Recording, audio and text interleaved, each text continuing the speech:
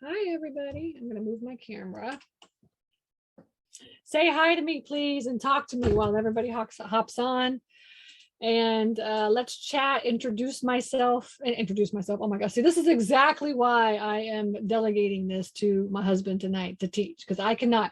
So I did like a 2-day boot camp this past weekend, and I taught like all my students for the last 2 days. And honestly, my brain is like mush right now. So I have delegated the task of teaching tonight to my husband. I asked him and he said that he would teach. So he's going to be teaching how we virtually manage our facilities. And we do that by hiring boots on the ground people. So he's going to go all into like boots on the ground, and like you can ask him questions about how he manages his facility. Okay. So because honestly, the truth is that my brain's not working. It's just not. And so anyway, so welcome here. I'm glad you guys are hopping on. Anybody here a newbie that's like never been on before? I would love to hear where you're from and what interests you about storage. And if you own a storage facility, then please tell me about that as well too. Where is it at?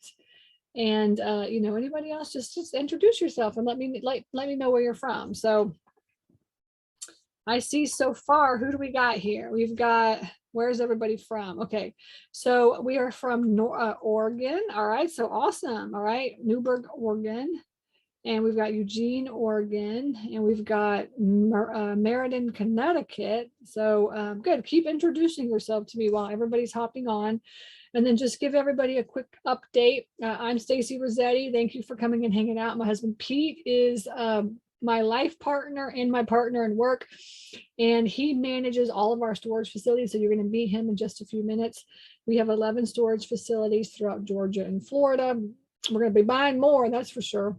We're putting a lot of offers in. And we also have a fund. It's called the Self-Storage Fund of America.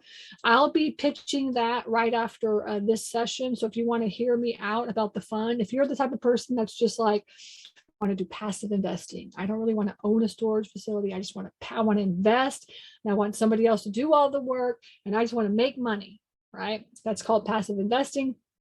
And so we have a fund called the Self-Storage Fund of America, and you can go to stacyrossetti.com/fund. I pitch that fund every Monday night right after this webinar session. And it's good to just hear like what a pitch sounds like, and just kind of hear how do funds work. I mean, if you're one of those people like, yeah, I'm really interested in funds, but I've just never done it before, I'm the person to get you in the door on funds as well as storage, so hop on and hear me out. And let's see what else. Yeah, so we had a great boot camp the last 2 days. All the students came together and we got to teach. I did on Saturday, I did finding them and DIL analysis. We did a lot of finding and DIL analysis. And then on Sunday, we did more DIL analysis. And then we did like creative DIL structuring, and we did owner financing and putting in offers and writing the contract out. We even talked about wholesaling. So we kind of went over the whole thing. And so if this is something that interests you, we do boot camps 3 times a year in January, May, and September. So you have to make sure that you get on the wait list, because I only open my doors up 3 times a year. And then you can come to the boot camp next time. And that will really, what it does is just like, it educates you on the whole process and how it works to get started in self-storage investing. And then on top of that, it really just gives you the competence and the confidence to keep moving forward. And I tell this to my students all the time. I'm here to give you the confidence and the competence in order to be able to get out there and look for storage facilities. I'm here to teach you, guide you, mentor you, and show you how to do this. So it was a great 2 days, and I love hanging out with all my students. And now, right, they're going to get out there, they're inspired. I see like Debbie and Felicia, they were there. Also, I see a whole bunch of students. Barton was there. So you guys can always put out, y'all inspired? Y'all going to get out there and look for some storage facilities? That's the question. Do you think you can now? At least, can you get out there and start looking? That's the goal, right? Because a lot of people, they just don't have the confidence and the competence in order to do that. So I love helping my students do that. Okay, good. And so please check me out. I do a Monday night free session for anybody that wants to listen to me ramble about self-storage. And I also delegate it sometimes to either students or my husband. And then we also have the coaching program, and we have a course. It's called Super Simple Self-Storage. So just check out stacyrossetti.com. You can Google me, check me out, and hopefully there's something there to get you started. Okay, so with that being said, I think I've kind of gone over everything. Everybody's starting to hop on. And so I would like to introduce my husband, Pete, and he is going to be teaching all things boots on the ground today. All right, so let's welcome him.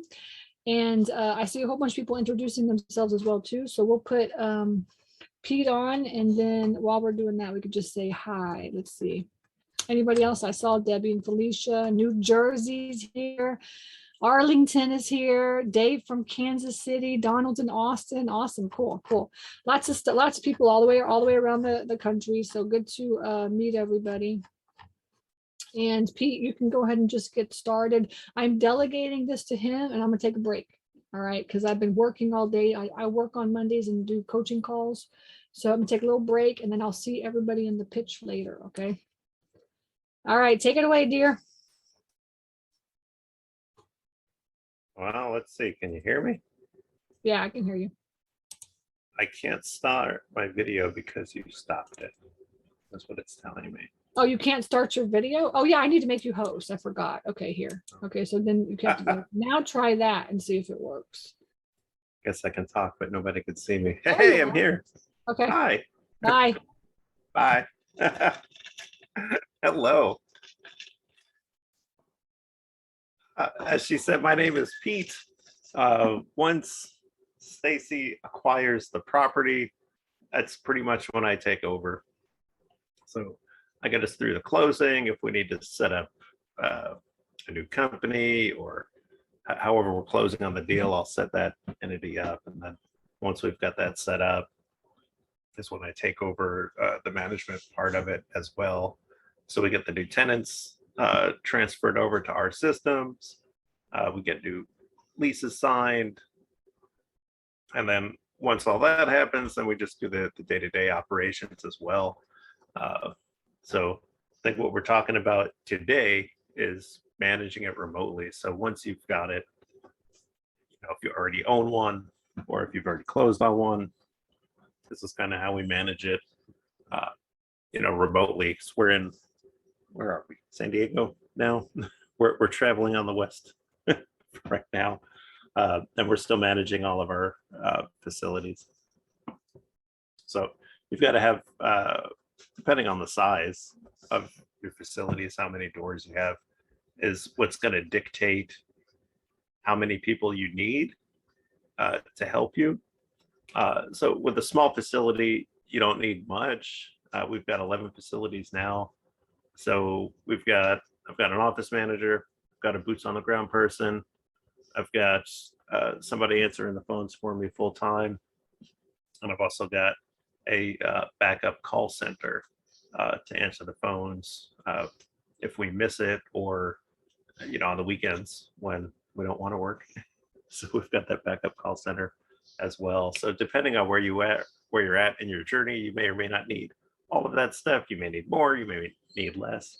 But we'll basically go through all the tools and things that we do to manage it remotely. And then once you know everything that needs to get done, then you'll decide, okay, how many people do I need to actually do all that? With one facility, you probably only need one person. But once you scale up, you'll have everything that still needs to get done. So you'll be able to scale it up, and then to start assigning those tasks to individual people and splitting it up. So we'll go over all that. For questions, there is a Q&A button probably towards the bottom of your screen somewhere. I think the Q&A is better than the chat, because it'll show when we answered it. So if you can utilize the Q&A section, if you have a question, either now or throughout the presentation, just stick it in there. And then if we covered it, we'll just mark it on there. If not, I'll be sure to get to it before the end. So I'll get everyone's questions answered as we go through. So I think we're looking at me now, right? So basically when we close on the property, the first thing we kind of automate is moving people in and moving people out, and which also involves getting the contract signed. And with that is the software we use. The software handles pretty much that. So when you're looking for software, they're all going to do the basic stuff, but you got to be sure it can move people in, it can move people out, it can manage them while they're with you, and then also track their payments would be good. Like our payment processors integrated with our facility management software, so it's kind of all one and the same. It's not two separate systems. That was a real plus for me as well. So we use Store Edge is what it's called. And just a second. I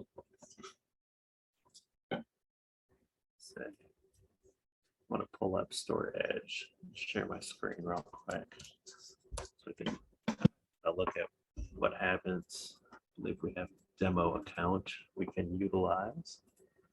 Let me share my screen here.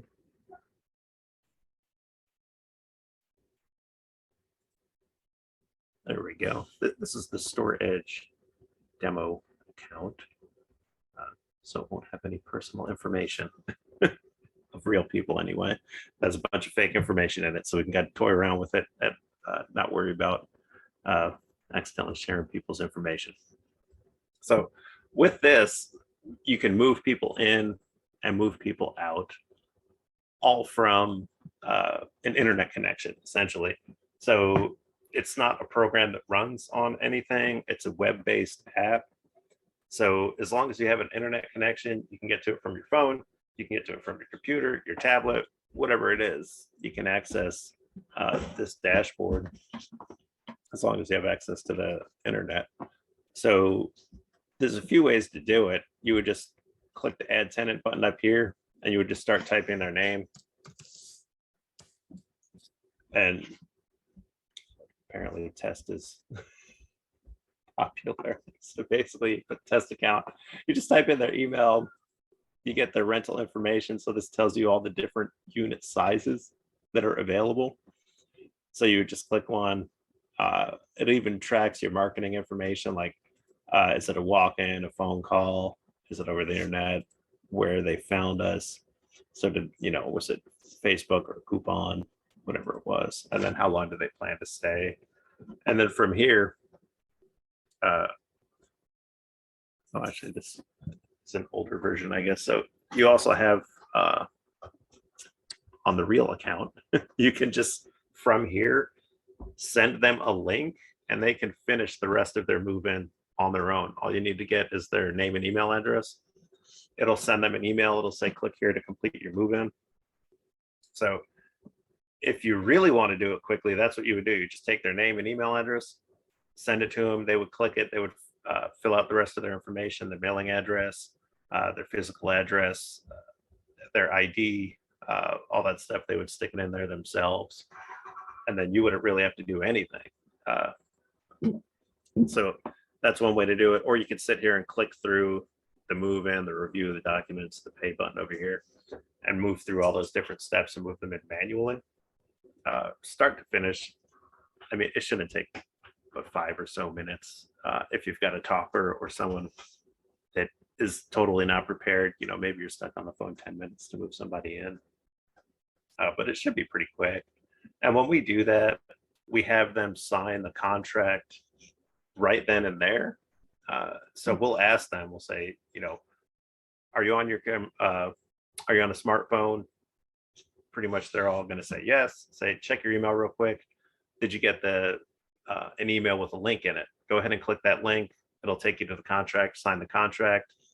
And then we also ask them, they'll get a text message from the system as well. It'll say, you've reserved this unit number. we'll ask them to just reply to that text message with a picture of their ID. And then we just assign that right into their account as well.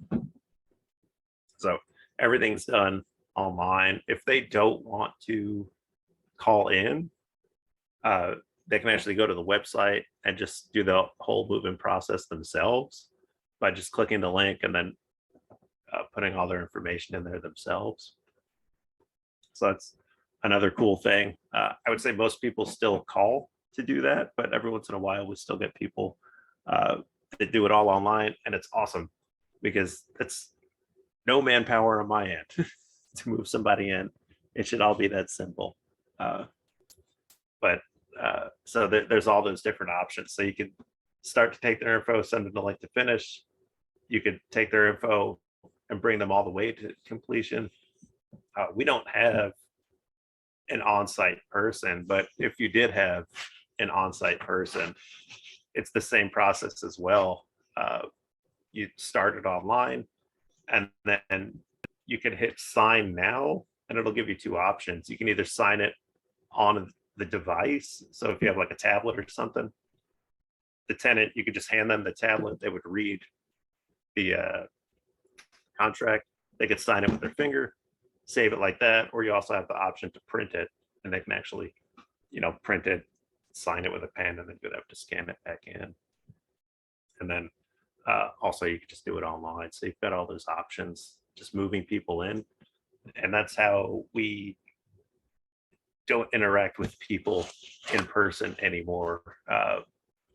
With COVID, they started coming up with new terminology and stuff for that. So that's called a contactless move-in. So a lot of people or a lot of places with offices are doing that as well now, just so they don't have to interact with the people and potentially get sick or anything like that. So let's see.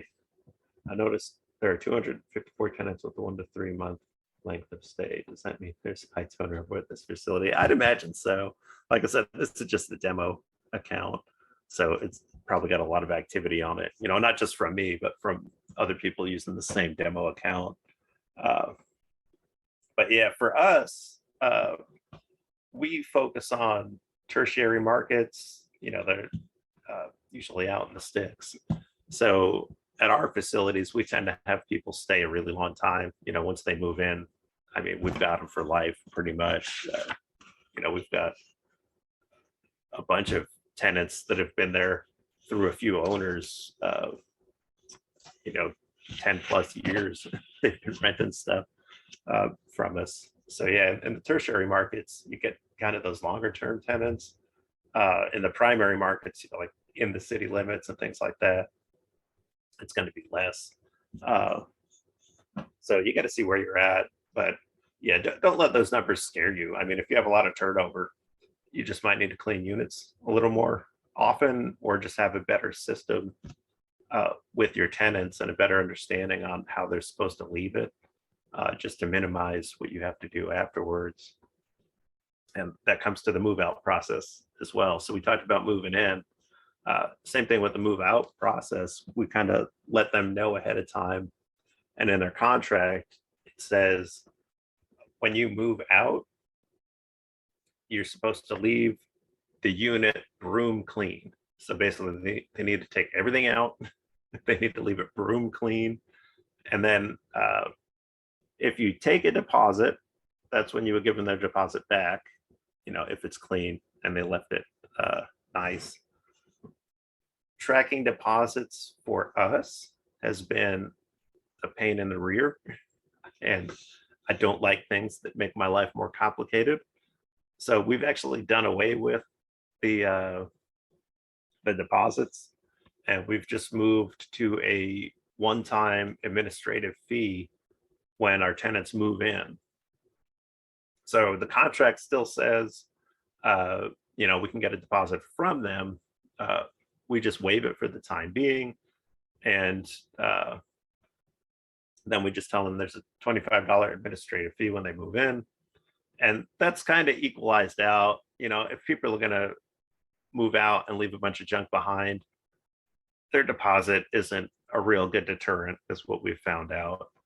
I mean, for some people it is, but for most people it's not. I mean, if they're going to leave a mess, they're going to leave a mess regardless. Um, let's see. Do you find that long-term tenants in tertiary markets resist the contactless process when you purchase a facility? Sort of. So it's there are a few of those tenants that want nothing to do with technology, and we've had our fair share of them, but it's such a small percentage. I don't even worry about them. Uh, we when we take over facilities, we'll send we have the seller send out a letter. We send out a letter ourselves, basically telling everybody about the transition and what's going to happen. For us, we do everything electronic, and we let them know that right up front. As soon as we're getting the facility, on closing day, that's when we send all our stuff out. Once we know we closed, we send all that information out. We tell them we're 100% electronic. So electronic payments, electronic signatures, everything, right? We don't need physical things to run the company. So when we let them know that, I'll have some people tell me, they're like, oh, well, I don't trust technology. Can you mail me this? Can you do this? Can you do that? And we tell them, I'm sorry, that's not part of how we operate our business. I completely understand your hesitancy to come on board with this, and it doesn't look like we're going to be the right storage solution to meet your needs. How much time do you need to get your stuff out? And I'll work with them, especially on the transition. If they're opposed to it, I'm not going to change their mind, no matter how blue I get in the face. So I don't even bother myself with it. I say, I'm really sorry we have to part ways. I wish it could be a better way. I'd love to have you as a tenant, but it doesn't look like it's going to work out. Let me know how much time you need to move out. And they usually get out by the end of the month, so they don't have to pay another month's uh, rent. But if they can't, and I know they're moving out, I'll work with them. I'll say, okay, I'll leave you at the previous rental rate, and I'll give you one. Sometimes if we work with them, I'll give them 2 extra months to get all their stuff out. But I'll work with them. I mean, it's not my. I don't want to make anyone mad. That's not my objective. I want to give people somewhere to store their stuff, and I want it to be a good experience for both of us. So yeah, if they're unhappy with it, they're hesitant to it, I'll let them move out. That's fine, and I'll give them. Some people I've had that had one tenant had 3 and 4 units. Obviously, it's going to be kind of difficult for them to move everything out quickly. So I think I gave that tenant 2 extra months to get their stuff out at their at their old rate, and I just moved them out. Everyone else was on board. Their new rates kicked in. We took over, and then month 2, the new rates started kicking in, and they know they're getting a good deal. They know the rates haven't changed in a decade. So it's not a question of, are they going to change? It was more of a question of when are they going to change? They knew they were getting a good deal. So when the prices go up, yeah, I mean, they don't like it, but it's not like it was completely out of the blue. So don't worry too much about it. If you are going to the market rate, people will move in. It's you don't have to be scared of it if you're at the market rate. You just got to do your research to find out what the market rate is. All right, how long does it take to integrate this into an acquired facility? So I've made a checklist that I use, and basically I go through that checklist. Once we get it under contract, we run the numbers, we'll look at it, we'll make sure it makes sense for us. And once it does make sense for us, and we know we're going to close on it, that's when I start everything. So I start early. If we've got a 60-day close, 30-day close, whatever it is, and we know for sure we want to close on this thing, after a week, that's when I'll start getting everything into place. I'll start calling, local sign companies. Can they get something up for me? I have a whole list of everything that we're going to do. I'll call the county. I'll see if we need a occupational tax certificate. Do they take, do we have to take sales tax and things like that? So I'll start everything as soon as I know I'm going to close on the facility and just work at it until we get it done. So on closing day, I should have the store edge, what you're looking at now, I should have that set up and functional with either waiting for everyone's information to get in, or I should already have everyone's information in there. And then the day of closing, that's when I'll send out all my notices. So if I have their email address, they'll get their email address of change of ownership. And then we also send out physical mail to all the tenants like, hey, you know, we've just closed on the facility. You know, this is the new management company. This is how things are going to operate. You know, we say it nice though, but so we send that out on the day of closing. So everything should be in line for you to just hit the ground running on closing day. But I mean, our early facilities, you know, we've done all that after closing because we didn't know what we were doing. Now that we know what we're doing, we get it all done beforehand, just so we can hit the ground running and get it all integrated quickly. So to answer your question, it might take a month after closing your first time around because it's confusing and there's a lot to do. But once you've done it, or once you're with us and you know, you got that checklist and things like that, it should go pretty quick. But so the move out process, basically we tell them they need to leave it broom swept, broom clean, and then we tell them they need to take a picture of the unit so that we can see the unit number. They need to have the door open, and we need to be able to see that the whole thing is empty. And then we ask them to take a picture of the row as well. We've had people in the past pull the stuff out, put it behind them, take a picture of the empty unit, close the door, and then they just leave a bunch of garbage behind you. So you got to minimize all of that. And so you just got to make sure you're checking everything. And that's what our boots on the ground person will do as well. So if we've got a picture from the tenant of an empty unit, the next time our boots on the ground person is out there, they'll just go and confirm that one, it actually is empty, and two, they didn't leave trash anywhere else. So, and like I said, we don't do the deposit fees anymore. But you know, if we were doing deposit fees, we would ask them for the photos, but we wouldn't refund them their deposit until after our boots on the ground person went out to the facility, double checked it, make sure there wasn't trash in the aisles, make sure the unit was actually empty. And then we also asked them to put a combination lock on the unit once they're done with it. So they close it up, they slide the little shackle over, and they put one of our combination locks on there.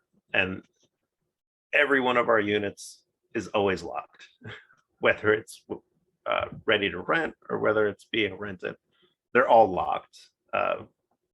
With an unmanned facility, you need everything to be secured.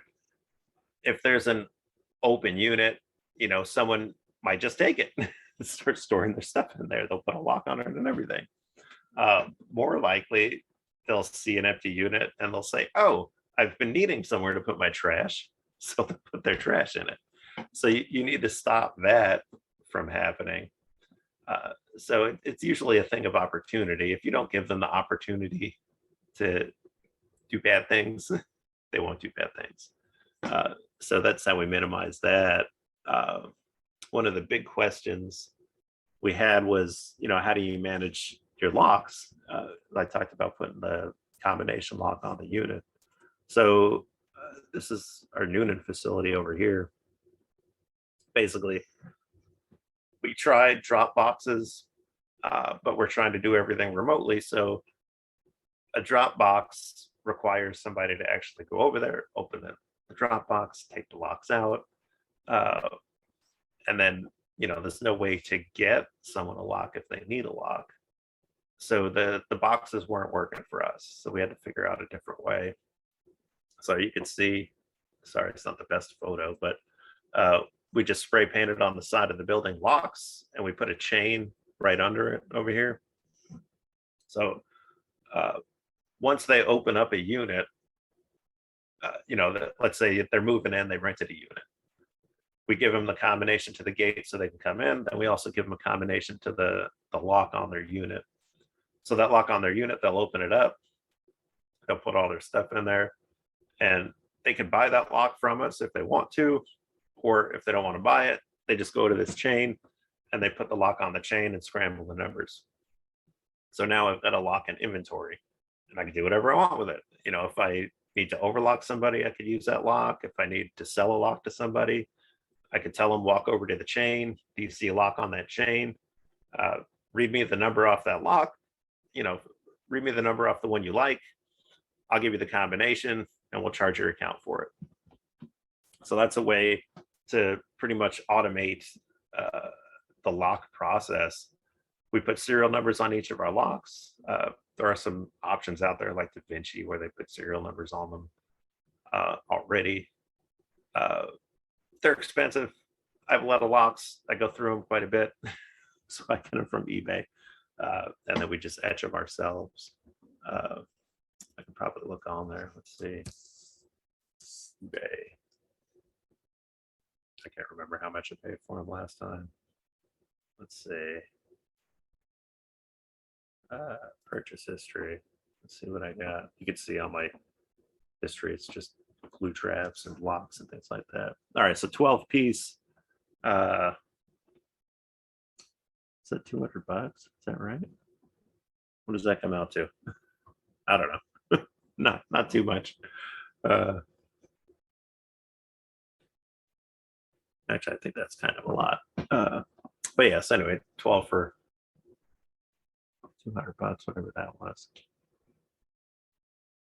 So that's where we get them anyway. Just go to eBay. You can find them pretty cheap. DaVinci.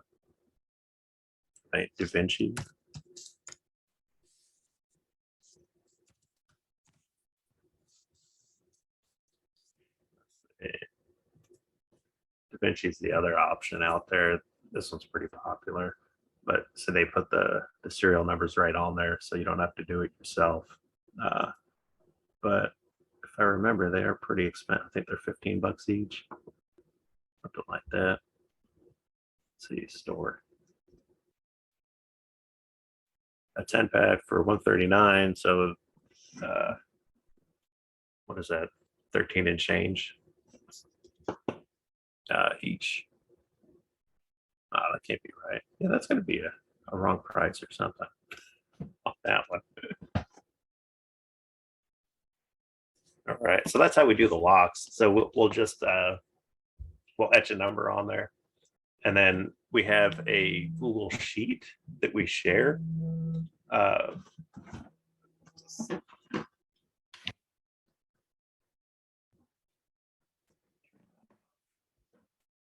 So we have a Google sheet that we share internally. So if somebody calls in, they say, "Oh, hey, I can't get into this lock." We just look at the Google sheet. Me, my office manager, maintenance guy, and the phone support all have access to it, so they can quickly look up a code if they need it. So basically, me and my manager, we have edit access to it. Everyone else just has view access to it, so they can't muck it up if they're looking at it. So, when you're sharing things like that with your team, make sure they have the correct access that they need. So not everybody needs to be able to edit everything. Some people just need to be able to look at stuff. All right. So we use a chain to do the locks, and then we use a spreadsheet to track all the combinations on the locks. Scheduling for and maintenance and things like that can all be handled by Store Edge again. So when you're in here, it'll keep a map for you, and then it'll also keep track of things like cleaning, maintenance, anything that needs to be done to a unit. You can keep track of it in here as well, which works good for doing a walkthrough with your boots on the ground person, because they can pull a walkthrough report and actually see everything they need to do. So it's probably a big map. Let's just go to the individual here.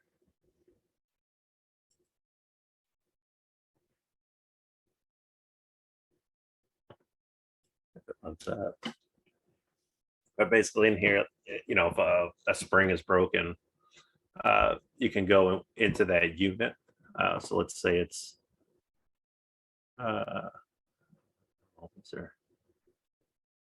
okay, this one's vacant. Let's just put some maintenance on here.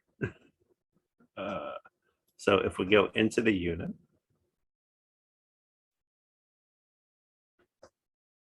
possibly.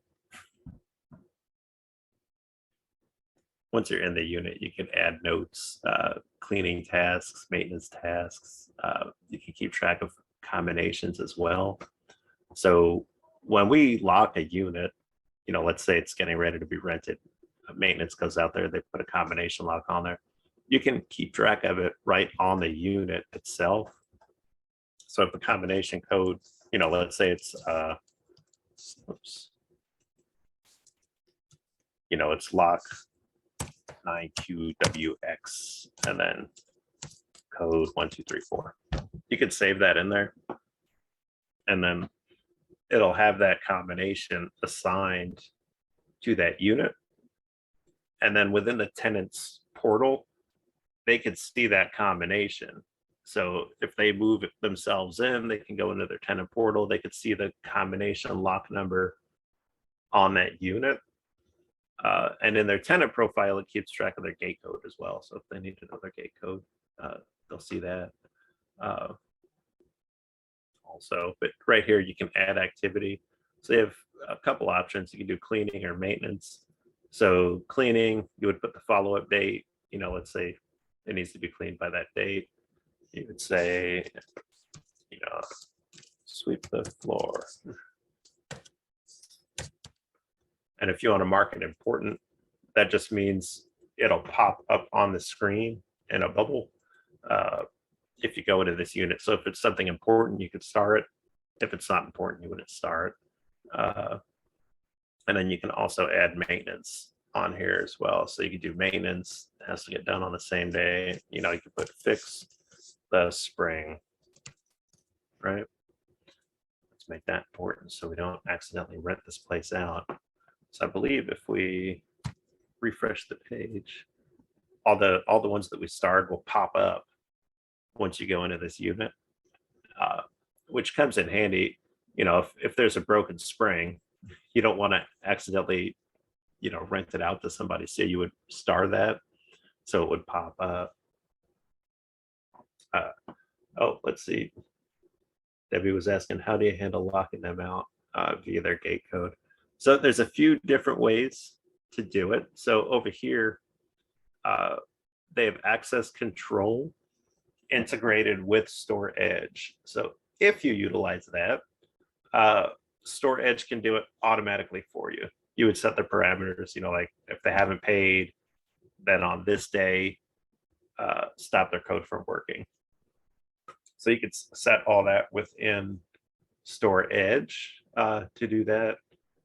Some of our facilities don't have internet, and it just doesn't call for such fancy stuff in the market we're in. So for that, we have our maintenance guy go out, and he'll change the codes manually to do that.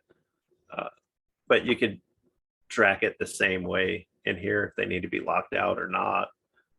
Within the tenant's profile, you would set up delinquency stages. Let's see. Everybody's red. Oh, look, like Christian is red, which means they're delinquent. So in their delinquency, don't have very good delinquency stages set up. But one of these stages in here would say overlock tenant, and that would trigger an action for your boots on the ground person to do. So once they see that, it would say either gate lockout or overlock. So gate lockout, he would remove the code from the gate, or if it was unit overlock, you would actually go to the unit, put an overlock on that unit. And once that got done, back to the units. In the units section over here, oops, if I can get back to it, there's a walkthrough tab that your boots on the ground person can utilize. And they can also pull this report and either print it out, walk around with it, or just look at it as a PDF on their phone or tablet, whatever they're using. But it'll tell you what to do, like complete transfer, complete cleaning. If they need to be locked out, it'll say, complete lockout. And then they just click that button.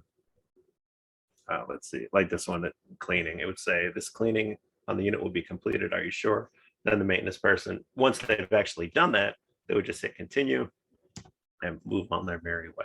So once that's clean, it'll turn green. So now we know it's ready to rent. I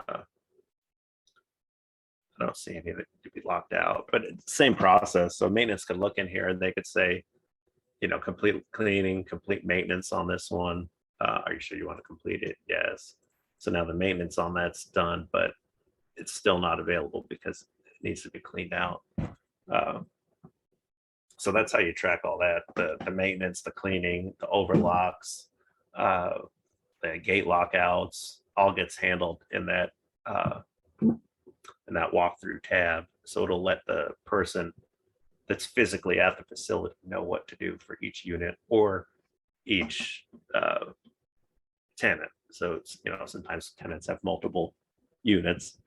So the way it's set up in here for us anyway, if a tenant is late on one unit, they're considered late on all their units. So it's not like they can pick and choose which units they want to pay on. Either they pay all of them or they don't pay all of them. And then they'll lose access to all of them, even if just one unit is delinquent. The storage automatically ping your boots on the ground when there is a move out scheduled or when there needs to be an overlock or gate lockout. Yeah, sort of. So it doesn't like send them a message. They would have to look in here. They would have to log in and they would see this little red dot on the side, and that means there's new things happened. So they would click this and they would see where it is. So on the delinquency tab over here, see 5 people need to be overlocked. Print certified mail, that would be more for the office. Process auction, like all these other things would be for the office. Print mail, emails coming through here as well. So it keeps track of everything that needs to be done here. And once something needs to be done, it'll create a little red dot so that we know something popped up in there. So like overlocks, like you mentioned, or gate lockouts, it'll pop up in this delinquency here. And then once you go to overlock, it'll take you to everyone that needs to be overlocked. And and removed too. So look, overlock needs to be removed. So they must have made a payment. Needs overlock. So those would need to be overlocked over here. So it'll let you know if the lock's going on, coming off. It'll let the boots on the ground person know exactly what to do. And if they're not super computer savvy, right, they can even go to reports and then just pull the report called walkthrough. And then they can have a PDF version of it. They can download it in Excel, or they can even just print it out if that's what they want to do. So depending on the capabilities of your boots on the ground person is how you'll have them handle it, right? So if you've got a tech savvy guy, just have him log right into storage and do it right there. Or what we like doing is downloading it in a CSV file and then using it on Google Sheets, because that was a little easier to navigate out in the field for my guy. So that's the way we do it now. We just download it as CVS and he does a Google Sheet out in the field. And then we just transfer all that data back in once he's done with it. So we talked about overlocking and maintenance.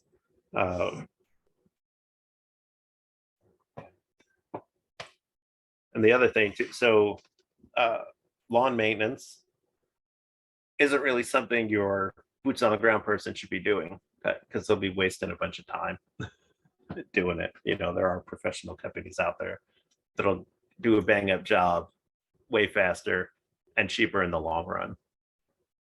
So that we typically outsource, is the lawn maintenance. Have a professional company do it. And then let's see. The other thing to simplify our lives as well is the mail house integration they have with Store Edge. So I have a office person, and she used to print these certified mail pieces, and she would print everything on site. She would put it in envelopes, put stamps on it, drive to the post office, and then mail them out. So, I mean, it wasn't that expensive, but it was time consuming. So, she would have to sit in the car, then she would have to sit in line at the post office, which, could be anywhere from a couple minutes to an hour. And then, it kind of breaks up her groove. Once you start doing something else, then you got to come back and you're like, okay, what was I doing? So we started utilizing the mail house from Store Edge, and you could set the things you want to go out automatically. So like rate increase letters, it's just automatic now. 45 days before the new rate increase, it'll signal to the mail house to print it and send it out.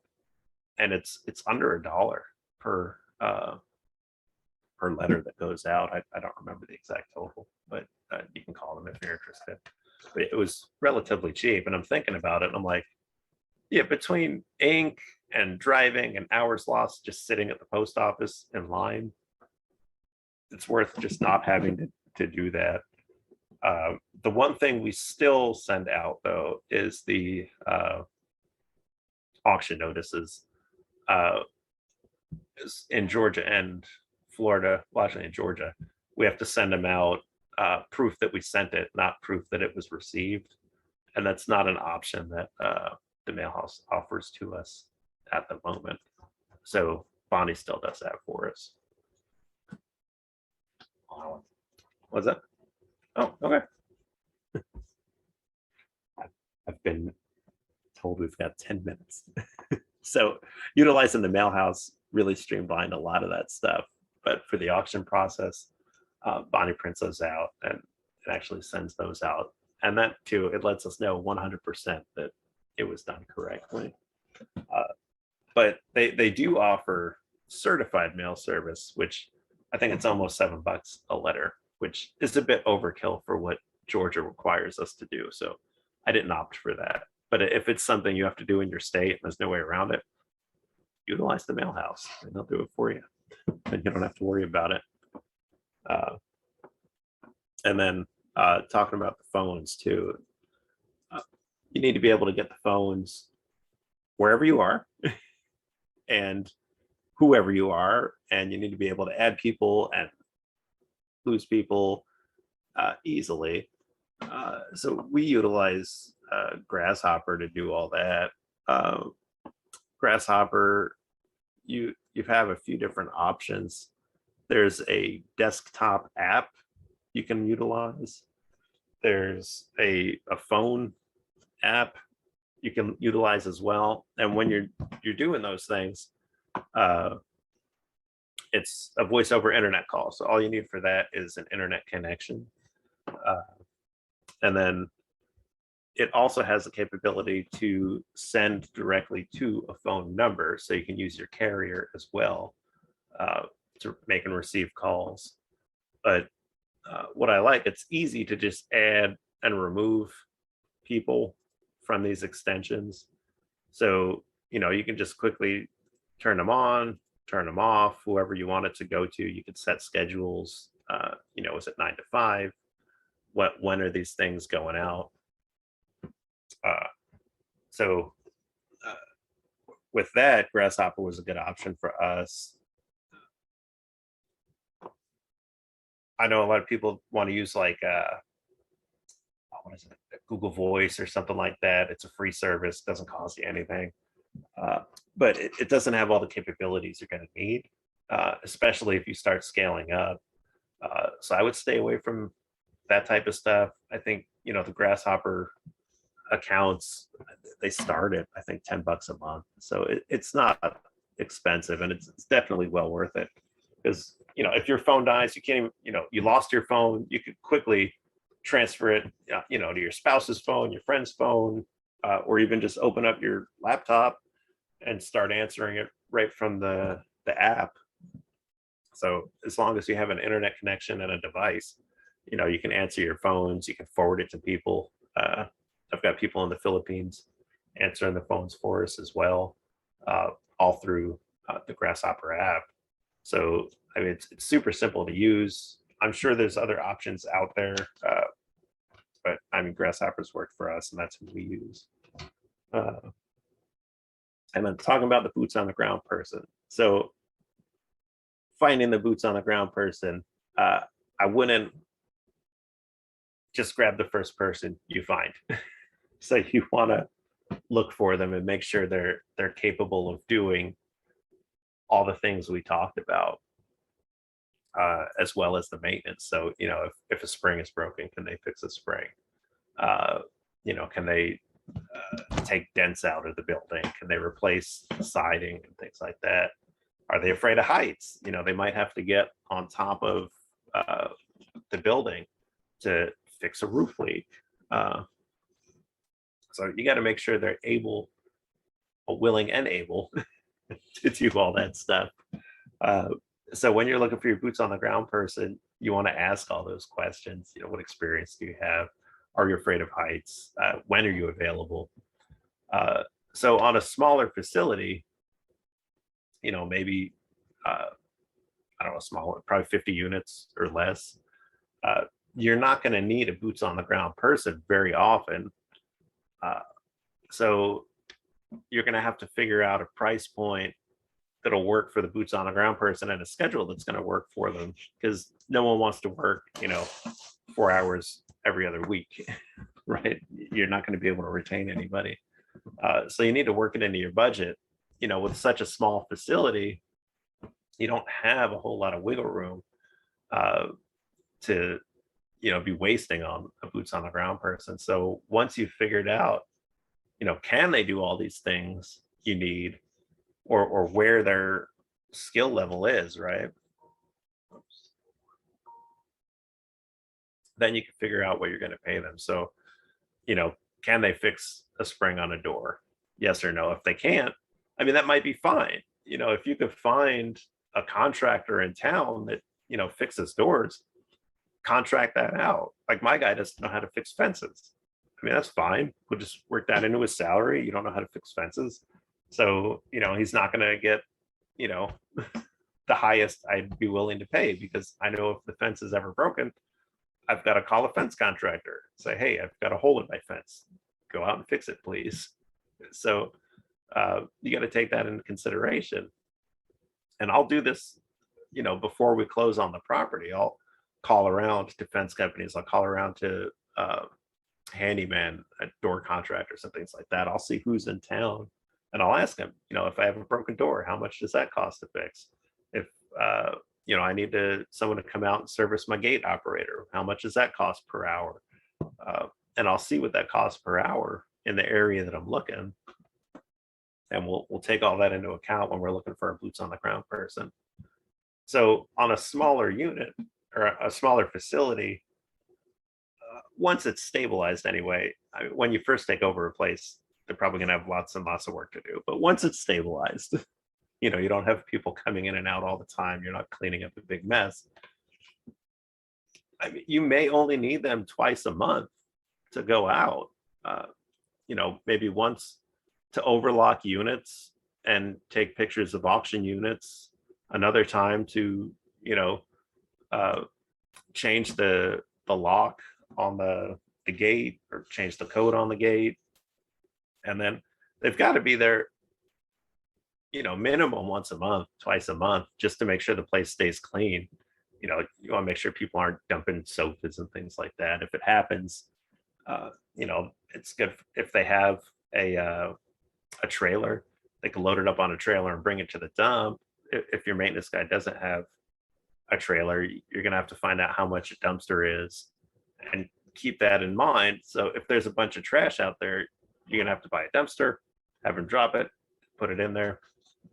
So keep all that in mind. You know, what can they do? And if it's a smaller unit or a smaller facility, uh, you may need to overpay a part-time person just to retain them, if that makes sense. So, you know, let's say going wages in the area, you know, you can get a maintenance person for 12 bucks an hour. But if you don't have full-time work for them, no one's going to stick around. So if you overpay somebody for 2 days a month, 3 days a month, 4 days a month, you know, let's say you pay them 20 bucks an hour for 2 days a month, or maybe 4 days, you know, they go out once a week. Yeah, you're paying a little bit more for it, but you're going to keep them and they're going to stick around for you. So on these smaller facilities, you don't need them very often, but you do need their loyalty. So sometimes it's good to overpay them if they're not working a lot. So during the initial clean out, you might be able to, you know, I've got 2 months worth of work for you. I'll give you 12 bucks an hour to get it all done for the next 2 months. If they do well, you know, maybe say, okay, well, I only need you twice a month now, but I'll give you 20 bucks an hour. That might be a good way to go at it.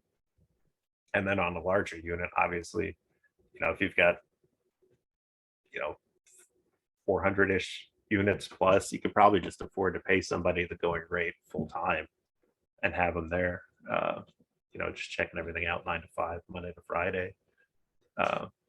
So that's kind of the break. I hope that helped everybody out. We're wrapping it up now. I don't know if Stacy wants to say a goodbye or not.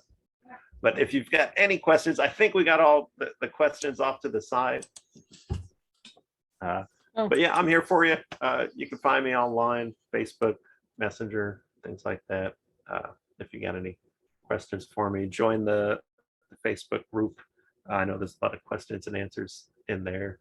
And if you're so inclined, Stacy has an awesome coaching program you can hop in on as well. All right, Stacy, are you there? All right, I'm here. Okay, all right, I'm going to hop on my pitch. You need to go to stacyrossetti.com/fund if you want to hear me out about the pitch. stacyrossetti.com/fund, F-U-N-D.